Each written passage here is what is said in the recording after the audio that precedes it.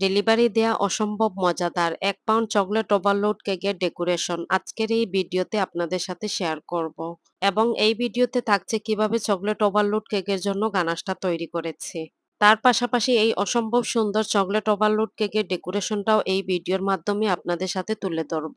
আসসালামু আলাইকুম, welcome back to my channel baking with Jannat. এই কেকের বেস তৈরি করার রেসিপিটা অলরেডি আমার পেজ এবং চ্যানেলে আপলোড করা হয়েছে, চাইলে আপনারা দেখে আসতে পারেন। আপনাদের সুবিধার্থে রেসিপিটা আমি ডেসক্রিপশন বক্সে দিয়ে রাখবো, চেক করে নেবেন। আর এই কেকটা আমার রিপিট কাস্টমার আমার কাছে অর্ডার করেছিলেন। এই ভিডিওটা যারা ফেসবুক থেকে দেখছেন প্লিজ আমার ছোট্ট ফেসবুক পেজটা ফলো দিবেন। তার পাশাপাশি যদি ইউটিউব থেকে এই ভিডিওটা দেখে থাকেন তাহলে আমার ইউটিউব চ্যানেলটা সাবস্ক্রাইব করে আমার সাথেই থাকবেন। কথা না বাড়িয়ে চলুন তাহলে রেসিপিতে যাওয়া যাক। প্রথমে চুলার মধ্যে একটি হাঁড়ি বসিয়ে হাঁড়ির মধ্যে পানি দিয়েছি। চুলার মধ্যে পানিটা বসানোর সময় অবশ্যই পানিটাকে ফুটিয়ে নিতে হবে। হাঁড়ির উপরে একটি বাটি বসিয়ে দিয়েছি আর এই বাটির মধ্যেই আমি চকলেট গানাশটা তৈরি করে নিব।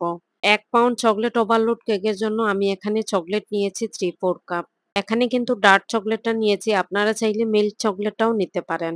3/4 কাপ ডার্ক চকলেটের সাথে হুইপ ক্রিম দিচ্ছি 1/2 কাপ। আপনারা যদি চকলেট গানাশটা কিছুটা পাতলা করতে চান সেক্ষেত্রে হুইপ ক্রিমটা এখানে কিছুটা বাড়িয়ে দিতে পারেন। আর এই পর্যায়ে চুলার জালটা হাইও রাখিনি এবং মিডিয়ামও রাখিনি। মিডিয়াম থেকে আরো কিছুটা বাড়িয়ে রেখেছি চুলার জালটা। আর কন্টিনিউ এভাবে স্প্যাচুলারের সাহায্যে নাড়াচাড়া করে নিচ্ছি। এতে করে খুব সহজেই চকলেট গানাশটা মেল্ট হয়ে যাবে। আর এই তো দেখতেই পাচ্ছেন অলরেডি আমার চকলেট গানাশটা তৈরি হয়ে যাচ্ছে। চুলার জালটা ঠিক শুরু থেকে যেই রকম ছিল শেষ অবধিও কিন্তু ঠিক ওই রকমই রেখেছি। চুলা থেকে নামিয়ে গানাশটা একটা সাইডে রেখে দিব। বোর্ডের মধ্যে অল্প কিছুটা ক্রিম লাগিয়ে নিচ্ছি। এতে করে বোর্ডের মধ্যে কেকটা বসানোর পর কেকটা আর নড়াচড়া করবে না। বোর্ডের মধ্যে কেকটা বসানোর পর কেকের মধ্যে সুগার সিরাপ দিয়ে দিচ্ছি। 1/2 কাপ পানির সাথে 3 টেবিল চামচ চিনি দিয়ে সুগার সিরাপটা তৈরি করে নিয়েছি। কেকের মধ্যে অবশ্যই পরিমাণ মতো সুগার সিরাপটা দিতে হবে।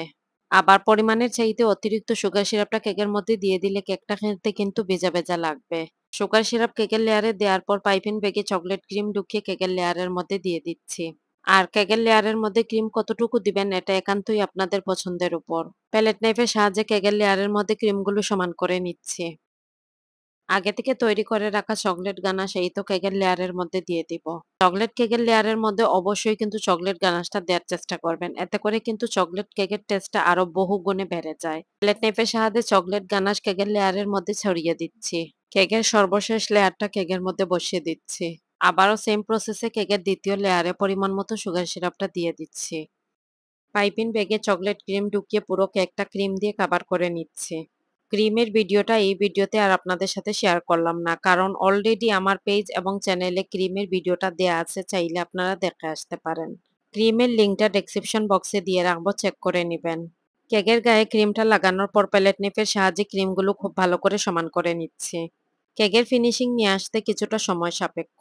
অবশ্যই আপনারা হাতে সময় নিয়ে এবং কিছুটা ধৈর্য ধরে এই কাজটা করে নিবেন। এতে করে কেকের আউটকামটা অনেক ভালো আসবে। কেকের মধ্যে ফাইনাল ফিনিশিংটা আমি অলওয়েজ স্ক্র্যাপার দিয়ে করে থাকি।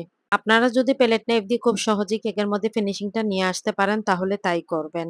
আমি যে কেকের মধ্যে স্ক্র্যাপার দিয়ে ফিনিশিংটা নিয়ে আসছি এতে করে আপনারাও যে তাই করতে হবে তা কিন্তু না।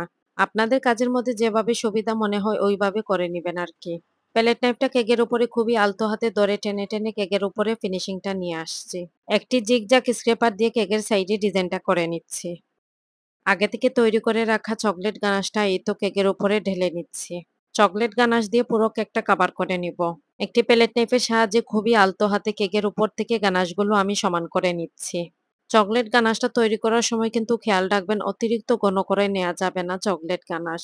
চকলেট গানাশটা যদি অতিরিক্ত ঘন হয়ে যায় তাহলে কেকের মধ্যে চকলেট গানাশটা ঢেলে নেওয়ার পর কেকটা পুরো কভার হবে না। তাই গানাশটা কিছুটা কুসুম গরম থাকা অবস্থায় কেকের মধ্যে ঢেলে নিবেন। তাহলে খুব সহজেই চকলেট গানাশ দিয়ে পুরো কেকটা কভার হয়ে যাবে। বিক্সবি নজেল দিয়ে কেকের উপরে ডিজাইনটা করে নিচ্ছি। আগে থেকে এই তো চকলেট টপারগুলো তৈরি করে রেখেছি। পারফেক্ট ভাবে কিভাবে চকলেট টপারগুলো তৈরি করতে হয় A to Z খুব শীঘ্রই আমি ভিডিওটা আপলোড করে দিব আপনাদের মাঝে।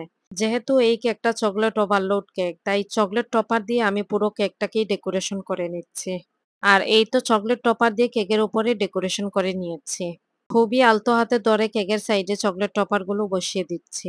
কেকের সাইডে এই টপারগুলো বসানোর পর কেকটা আরো বেশি গর্জিয়াস লাগছিল।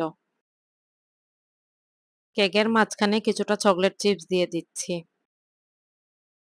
পুরো কেকের মাঝখানে চকলেট চিপস দেওয়ার পর ফন্ডেন্টের উপরে এডিবল পেন দিয়ে বার্থডে বয়ের নামটা লিখে নিয়েছি।